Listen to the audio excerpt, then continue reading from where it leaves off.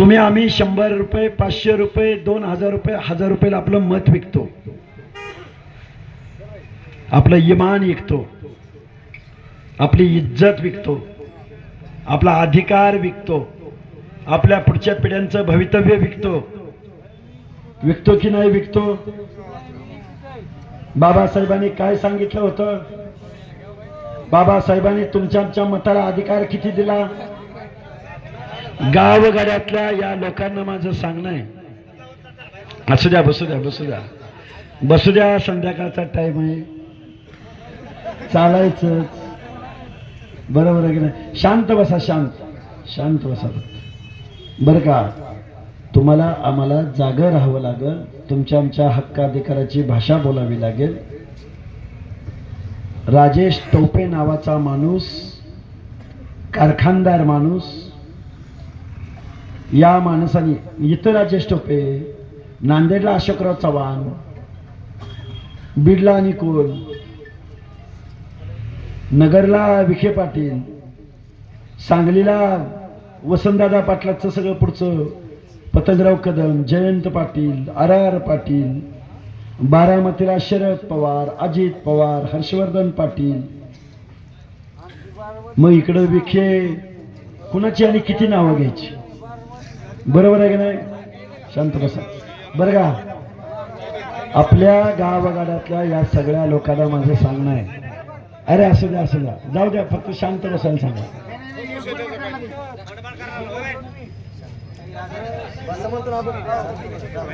बर का, माझी तुम्हाला कळकळीची विनंती आहे,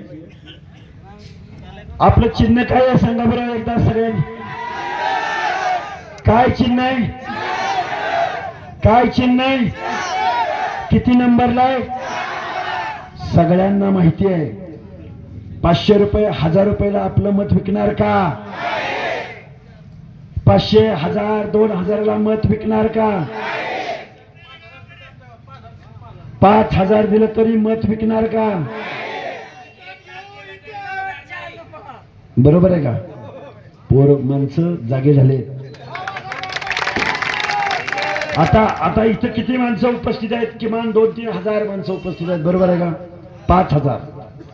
5000 पोरांनी जर मनावर घेतलं आणि 25 मताचं टार्गेट जर त्यांनी ठेवलं, किती मतं होतात? 1.25 लाख. आपला माणूस निवडून येईल का राहील? येणार की नाही? येणार की नाही? गावगाड्यातला माळी, साळी, कोळी, तेली, हटकर, धनगर, सनगर, वंजारी, लोणारी, परीट, गुरव, घडशी, नाभिक, सुतार, लोहार, कुंभार, वडार, बेरड, बेडर, रामोशी, माझ्या मुस्लिम समाजातील अत्तार, बागवान, तेली, तांबोळी, कासार, मनियार, कोण आहे ही माणसं? या माणसांच्या हक्काचं, अधिकाराचं या महाराष्ट्रात कोण बोलतंय का? शरद पवार बोलतायत.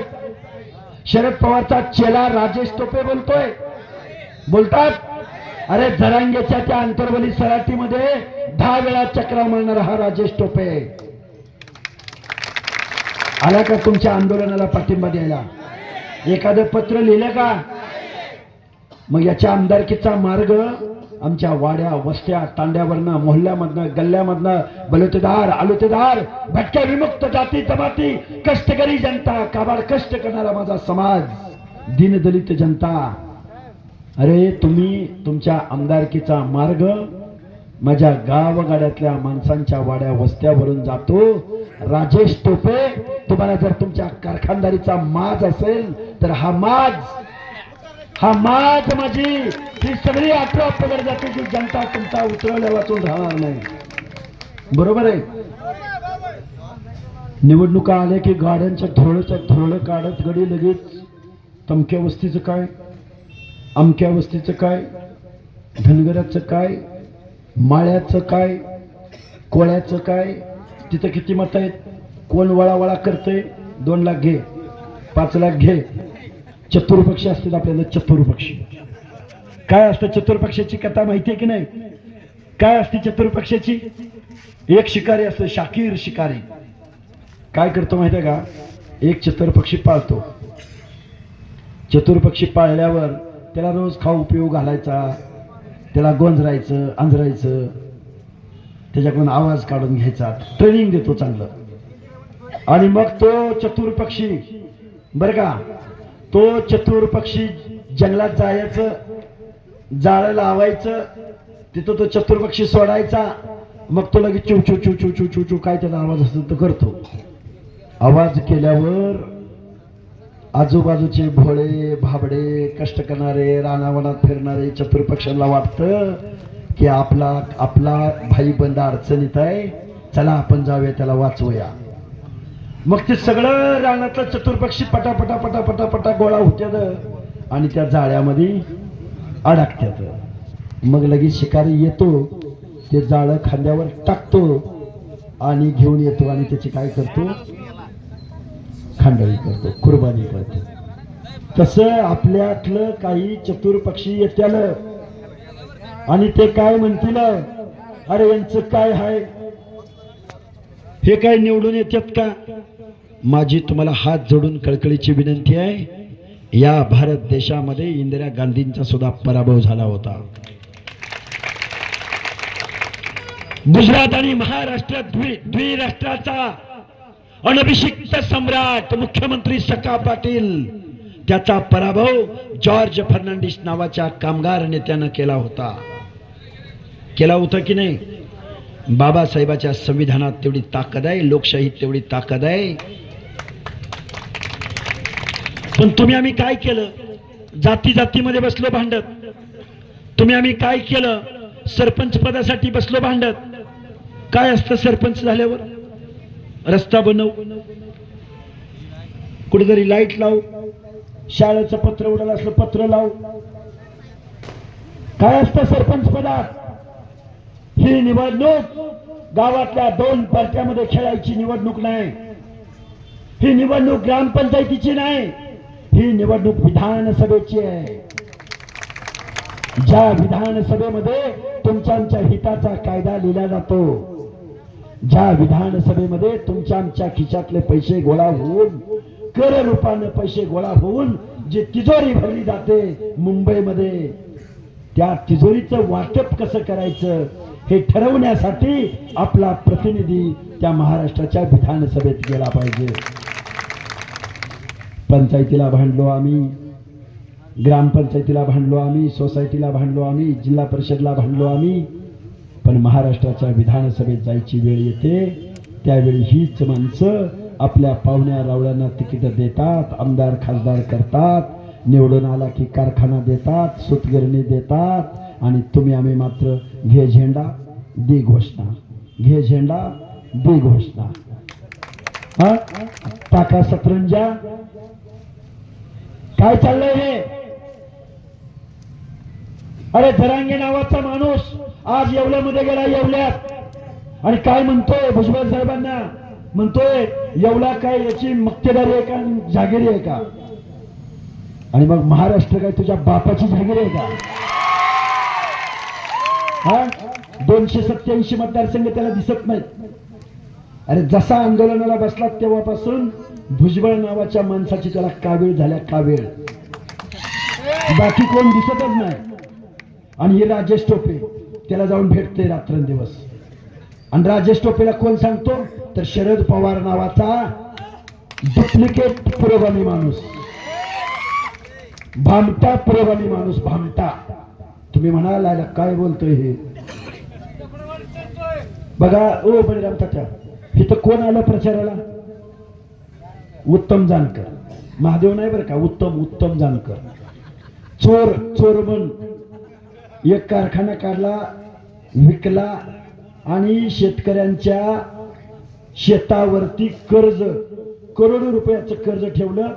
आता त्या जमिनींचा लिलाव निघालाय आणि तो निवडणुकीला उभा राहिला. आता पुढचं ऐका बरं का, इथं आला होता म्हणून बोलतोय, ते काही एवढं लायकीचं नाही त्याच्यावर बोलायला. त्या उत्तम जानकरने काय केलं ऐका. तो शरद पवार आणि राजेश टोपे, जयंत पाटील, रोहित पाटील, ऐका, रोहित पवार जो उत्तम जानकरला तुम्ही तिकीट दिलं ना तुतारीवर, तो उत्तम जानकर एससीचं डुप्लिकेट सर्टिफिकेट काढून माळशिरस मध्ये निवडणुकीला उभा आहे. आता ऐका, पुढचा ऐका. माळशिरस मध्ये काय म्हणून उभा आहे? एससी म्हणून उभा आहे. आणि घनसावंगीत कशाला आलाय? धनगराचा नेता म्हणून आलाय. भाटेपुरी, तीर्थपुरी, धनगुरूला एक कोटले दी, माळीला एक कोटले दी, वंजारी एक कोटले दी, बंजारा एक कोटले दी. आणि काय म्हणून आलाय? धनगराचा नेता म्हणून आलाय. अरे तू नक्की धनगर आहे का एससी आहे तर सांग.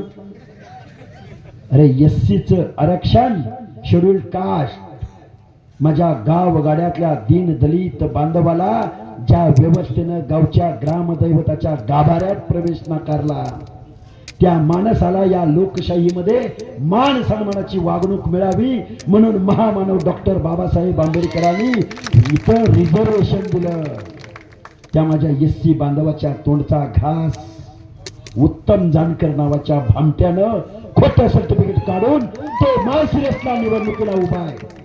आणि कुठल्या चिन्हावर? मुंडे साहेब, तुतारी. का म्हणलं मी? भामटा पुरोगामी नेता शरद पवारांना त्यांनी तिकीट दिलंय, बी फॉर्म दिलाय त्या उत्तम जानकरला. आणि घनसावंगीत राजेश टोपे नावाच्या भामट्यानं त्या उत्तम जानकर नावाच्या भामट्याला धनगराची मतं फोडायला इथं निवडणुकीला आणलं होतं. ये म्हणाव सामने बरं, ये राजेश टोपे या बरं. मी काय बोललो हे जर चुकीचं असेल तर उद्यापासून राजेश टोपेच्या गाडीचा ड्रायव्हर म्हणून काम करेल. थट्टा लावली तुम्ही आमची, संविधानाची थट्टा लावली, आमच्या मताची थट्टा लावली. पुरोगामी नेता, जनता राजा हे राजेश टोपे ज्या शरद पवारचं वजन वागवतोय ना, शरद पवार ऐका, पुरोगामी नेता, जनता राजा. अरे शरद पवार स्वतः नेता, पूर्गी खासदार, पुतण्या अजित पवार उपमुख्यमंत्री, त्याची बायको खासदार, रोहित पवार आमदार, पार्थ पवार पडला निवडणुकीला मावळमध्ये, आणि आता युगेंद्र पवार नावाचा माणूस उभा राहिला. एका घरात किती पद, किती साकार, काय किती पद घरात. हा फुले शाहू आंबेडकरांचा महाराष्ट्र आहे का? असा पुरोगामी नेता होऊ शकतो का? अरे महाराष्ट्रात 200 साखर कारखाने आहेत. त्या 200 साखर कारखान्यापैकी जरांगे, अरे 90% कारखाने तुमचे आहेत. आणि आम्ही मागास झालोया, आम्ही मागास झालोया आणि आम्हाला ओबीसी मधनं आरक्षण द्या. आम्ही मागास झालोया आणि आम्हाला ओबीसी मधनं आरक्षण द्या. ओबीसी मधनं आरक्षण? अरे मागासले पण काय मागून मिळतं? अरे त्याला जन्म घ्यावा लागतो. जरांगे, तुम्ही भटके विमुक्त आहात, तुम्ही विजयंती ब मध्ये येता, तुम्ही बलुच्या तालुक्यात मोडता, तुम्ही मेंढपाळीचा व्यवसाय केला, तांड्यावर राहता, तुम्ही नक्की कशात बसता?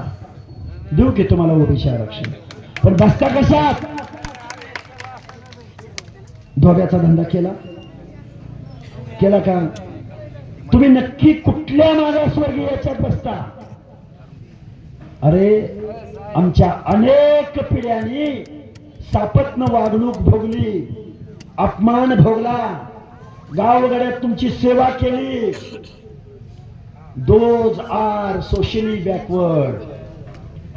अरे बाबासाहेबांना सुद्धा या भारताच्या संसदेमध्ये ओबीसी आरक्षण द्यायला विरोध झाला होता. आता ऐका शांत चित्तानं, आरक्षण म्हणजे काय ते सांगायला लागलो तुम्हाला मी.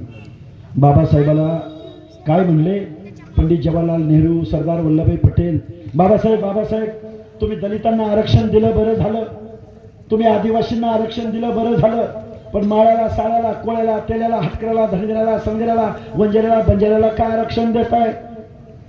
त्यावेळी बाबासाहेब आंबेडकरांनी त्या संसदेला उत्तर दिलं, गावगाड्यातल्या दलिताला मी कायद्यानं आरक्षण दिलंय, पण डोंगराच्या कुशीला असणारा मेंढपाळ, लमान तांडा, ऊस तोडणारा वंजारी, गावगाड्यातला सुतार, लोहार, कुंभार, परीट, या माणसांना सुद्धा मला शिक्षणाच्या प्रवाहात आणायचं आहे, निर्णय प्रक्रियेत आणायचं आहे आणि या लोकशाही मधला सन्मान्य माणूस म्हणून मला त्याला इज्जत द्यायची आहे, म्हणून मी त्यांना रिझर्वेशन देतोय.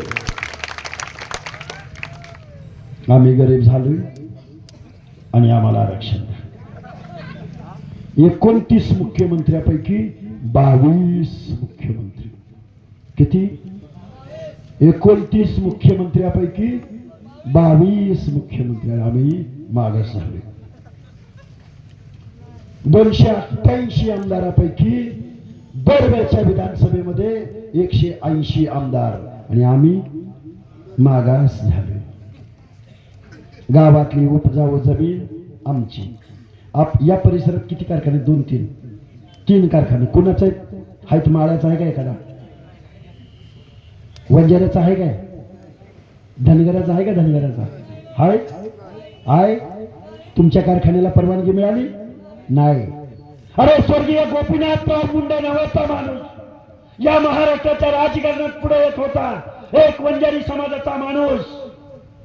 त्याच्या पहिल्या कारखान्याला परवानगी मिळायला अटल बिहारी वाजपेयी नावाच्या पंतप्रधानाला शपथ घ्यावी लागली. या माणसाने नाही दिली परवानगी. अण्णासाहेब डांगे नावाचा ग्राम विकास मंत्री होता म्हणजे युतीच्या शासनात, नाही कारखाना काढू दिला त्याला शेवटपर्यंत. धनगराचा माणूस मोठा होईल, आपल्या आडवं येईल, आपलं राजकारण अडचणीत येईल. काय चाललंय महाराष्ट्रामध्ये? आणि कुणाच्या मताच्या जोरावर? आपल्या गावगाड्यातले 50 ते 60% लोक. अरे किती बोलायचं, काय बोलायचं, किती समजावून सांगायचं?